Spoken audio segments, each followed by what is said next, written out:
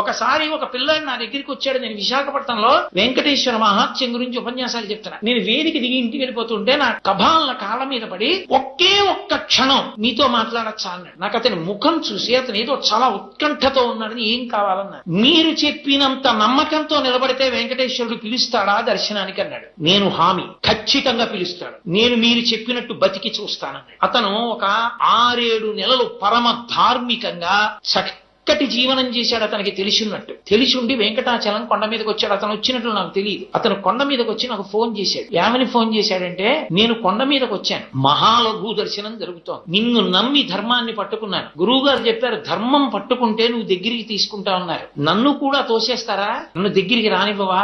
నువ్వు నన్ను దగ్గరికి రానివ్వకపోతే ఇక నా శేష జీవితంలో ధర్మం పట్టుకో. నువ్వు నన్ను ఇవాళ దగ్గరికి తీసుకుంటే నా ఆఖరి ఊపిరి వరకు ధర్మం అవుతావు, నీ ఇష్టం అనుకున్నానండి. అకస్మాత్తుగా ఎవరో వచ్చి నన్ను పిలిచి